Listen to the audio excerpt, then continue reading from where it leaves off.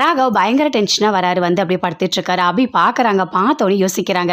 என்ன இவருக்கு இவ்வளோ கோவம் வருது? அஞ்சலி அக்கா மேலே ரொம்ப பாசம் வச்சிருக்காரு போல இருக்கே. இப்போ போய் நம்ம உண்மையை சொல்ல முடியாது. ஏதாவது ஆனால் என்ன பண்ணுறது? இவர் சரியான கடைஞ்செடுத்த லூஸாக இருப்பார் போல இருக்கு அப்படின்னு சொல்லிட்டு அபி அப்படியே யோசிச்சுட்டே இருக்காங்க. நல்லா சூப்பராக அழகாக ரெடி ஆகுறாங்க. ரெட் கலர் சாரீலாம் கட்டிக்கிட்டு அங்கே வந்து அப்படியே பார்க்குறாரு. என்ன இந்த சாரீ உனக்கு ஏது அப்படின்னு சொல்லிட்டு கேட்குறாரு. அதுக்கு அபி சொல்கிறாங்க, ஏன் இது என்னோட சாரீ தான் அப்படின்னு சொல்கிறாங்க. அப்போ ஆகாஷ் கிட்ட கொடுத்த சாரியை அபி கிட்ட தான் கொடுத்துருக்கானா அப்படின்னு சொல்லிட்டு அப்படியே பார்க்குறாரு. என்ன இந்த சாரீ நல்லா இருக்குன்னு சொல்லிட்டு நீங்கள் இதே மாதிரி எல்லாமே ப்ரொடக்ஷன் பண்ண போகிறீங்களா? ஆனால் அதில் வர லாபம்லாம் எனக்கும் வரணும் அப்படின்னு அபி சொல்கிறாங்க. அதை கேட்டோடனே ராகவ் அப்படியே பார்க்குறாரு. எதுவுமே பேசவே இல்லைங்க. ஜுவல்ஸ் எல்லாமே இருக்குது. அப்படியே பார்க்குறாங்க.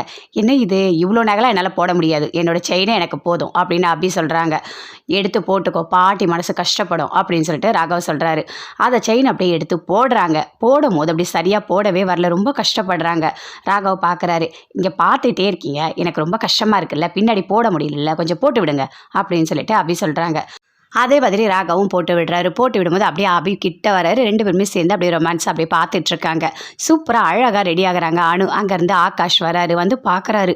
என்ன அழகாக இருக்கீங்க, அப்பா பாப்பா சொல்லவே முடியல, பயங்கர அழகாக இருக்கீங்க நீங்கள். எனக்கு எவ்வளோ சந்தோஷமாக இருக்குது தெரியுமா? ஆனால் நம்ம ரெண்டு பேர் சேர்ந்து வாழ்ந்தால் இன்னும் நல்லா இருக்கும் அப்படின்னு சொல்லிட்டு ஆகாஷ் சொல்கிறாரு. நீங்கள் ஒன்று வருத்தப்பட்டீங்கல்ல, உங்கள் அம்மா அப்பா எதிர்க்க கல்யாணம் நடக்கலைன்னு சொல்லிட்டு, இப்போது எல்லார் எதிர்க்கும் தான் நான் தாலி கட்ட போகிறேன். அந்த குறை உங்களுக்கு தீரப்போகுது. அது மட்டும் இல்லை, 15 நாள் முடிய போது, நம்ம ரெண்டு பேரும் சேர்ந்து வாழ போகிறோம் அப்படின்னு சொல்லிட்டு ஆகாஷ் சொல்கிறாரு. இங்கே பாருங்கள், அதெல்லாம் நடக்கும்போது பார்த்துக்கலாம் அப்படின்னு சொல்லிட்டு அனு சொல்லிட்டு இருக்காங்க.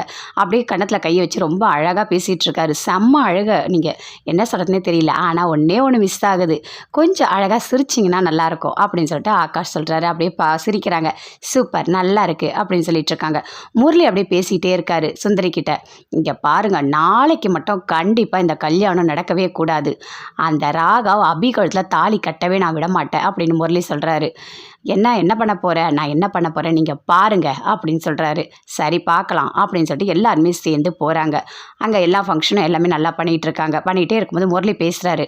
கண்டிப்பாக ராகாவை அபி கழுத்தில் தாலி கட்டவே நான் விட மாட்டேன். அபி கொல்றே, அபி இவ்வளோ அழகாக இருக்கியே நீ அப்படின்னு சொல்லிட்டு அப்படியே பார்க்குறாரு.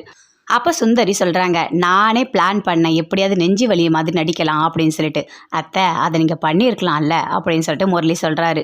நீங்கள் வேற ஆகாஷ்க்கு வந்து உயிர் ஊசலாடுதுன்னு சொல்லிட்டு இருக்கீங்க, கண்டிப்பாக இதை நீங்கள் ட்ரை பண்ணியிருக்கலாம் அப்படின்னு சொல்கிறாரு. இங்கே பாரு, நான் ஏதாவது பண்ணால் அவர் இருக்கார், என் வீட்டுக்காரர், அவர் ஏதாவது பண்ணிவிடுவார், அதனால தான் நான் எதுவுமே பண்ணலை அப்படின்னு சொல்லிட்டு சுந்தரி சொல்லிட்டு இருக்காங்க.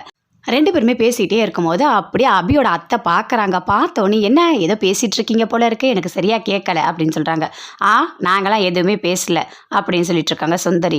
இவர் எங்கள் வீட்டு மாப்பிள்ளை கிருஷ்ணா, புரியுதா உங்களுக்கு அப்படின்னு சுந்தரி சொல்கிறாங்க. அப்படியே பார்க்குறாங்க அவங்க அத்தை. நீ எப்படியாப்பட்டவனு எனக்கு தெரியாதடா, ஆனால் உனக்கு சவுக்கடி பத்தாது, உனக்கு இன்னும் இரு பாரு அப்படின்னு சொல்லிட்டு அவங்க அத்தை அப்படியே முறைக்கிறாங்க. சரி, டீ எடுத்துக்கிறீங்களா அப்படின்னு சொல்லிட்டு கேட்டு அங்கேருந்து போகிறாங்க. அப்போ சுந்தரி சொல்கிறாங்க, இவங்க வந்து ஒரு மாதிரி ஒரு டேஞ்சர் மாதிரி தான் தெரியுது அப்படின்னு சொல்கிறாங்க சுந்தரி. ஆமாம், இவங்க கிட்டலாம் கொஞ்சம் ஜாக்கிரதையாக தான் இருக்கணும் அப்படின்னு முரளி சொல்லிட்டு இருக்காரு. அவங்க அம்மா தாலிக்கு எல்லாமே அழகாக ரெடி பண்ணிகிட்டு இருக்காங்க. தாலியெல்லாம் கோத்து கரெக்டாக கொடுக்குறாங்க. ஆகாஷ் கையில் தாலியை கொடுக்குறாங்க. அணு கழுத்தில் போட சொல்கிறாங்க. அதே மாதிரி போடுறாரு. போடும்போது அவ்வளோ சந்தோஷப்படுறாரு. எல்லாருமே சந்தோஷப்படுறாங்க. அப்படியே ஆனந்தம் பாடும் அப்படின்னு சொல்லிட்டு பாட்டெல்லாம் நினச்சி பார்க்குறாரு. பயங்கர சந்தோஷமாக இருக்கார். அதே மாதிரி ராகவ் கையில் கொடுக்குறாங்க தாலியை. அப்படியே போட சொல்கிறாங்க. அபி கழுத்தில் போட போகிறாரு. கரெக்டாக அப்படியே நடிக்கிறாரு. அப்படியே ஃபிக்ஸ் வந்த மாதிரி அப்படியே பண்ணுறாரு. அப்படி கீழே விழுந்துட்டோடனே அஞ்சலி கத்துறாங்க. என்னங்க ஆச்சு உங்களுக்கு அப்படின்னு சொல்லிட்டு முரளியை கேட்குறாங்க. அப்படியே இழுத்துக்கிட்டு அப்படியே கத்துறாரு. எதுவுமே பேசவே இல்லை. ஆனால் அபி ரெண்டு பேரும் கிட்ட வரவே இல்லை. மற்ற எல்லாருமே அப்படியே என்னாச்சு அப்படின்னு சொல்லிட்டு கேட்குறாங்க. பாட்டியும் அப்படி பாருங்கன்னு சொல்லிட்டு எல்லாருமே பார்க்குறாங்க. இந்தாங்க இதை பிடிங்க அப்படின்னு சொல்லிட்டு சாவி கொத்தி ஏதோ கொடுக்குறாங்க கையில். அப்போ கூட அப்படியே பார்க்குறாரு. என்ன எல்லாம் பார்க்குறாங்க அப்படின்னு சொல்லிட்டு போகிறாரு. ராகவ் போயிட்டு நல்ல ஒரு பெரிய இரும்பாக எடுத்துகிட்டு வராரு. எடுத்துகிட்டு கிட்ட வரும்போது பார்க்குறாரு. ஐயோ, இவன் என்ன இவ்வளோ பெருசாக கொண்டு வந்து நிற்கிறான், நம்மளை குத்தினாலும் குத்திடுவானே இவன் அப்படின்னு சொல்லிட்டு அப்படியே பார்க்குறாரு. அப்படியே நடிச்சுக்கிட்டே இருக்காரு. அங்கே அந்த ராகவ் வராரு. வந்த உடனே அப்படியே கோவமாக அப்படியே தூக்குறாரு குத்துற மாதிரி. ஐயய்யோ! இவன் என்ன இப்படி பண்ணிட்டு இருக்கான்? நம்மள சாகடிச்சாலும் சாகடிச்சுருவான் போல இருக்கே! அப்படின்னு சொல்லிட்டு அப்படியே பார்க்குறாரு முரளி. அப்படியே அபி எல்லாருமே பார்க்குறாங்க. இவன இப்படிலாம் விட்டு வைக்கவே கூடாது. அப்படியே வயித்துலயே குத்தி இவன சாகடிக்கணும் அப்படின்னு சொல்லிட்டு அபியோட அத்தை எல்லாருமே பார்க்குறாங்க. எதுவுமே பேசவே இல்ல. ஆனா அஞ்சலி மட்டும் தேம்பி தேம்பி அழறாங்க. "உங்களுக்கு என்னங்க ஆச்சு? சரியாயிடுங்க, சரியாயிடுங்க" அப்படின்னு சொல்லிட்டு அப்படியே பதட்டமா கத்துறாங்க. "உனக்கு என்னாச்சு? என்னாச்சு?" அப்படின்னு சொல்லிட்டு சுந்தரியும் அப்படியே பதட்டமா கேட்குறாங்க முரளிய. முரளி அப்ப எதுவுமே பார்க்கவே இல்ல. அப்படியே பார்த்துக்கிட்டே இருக்காரு. அப்படியே குத்துறா மாதிரி வராரு கம்பி எடுத்துக்கிட்டு.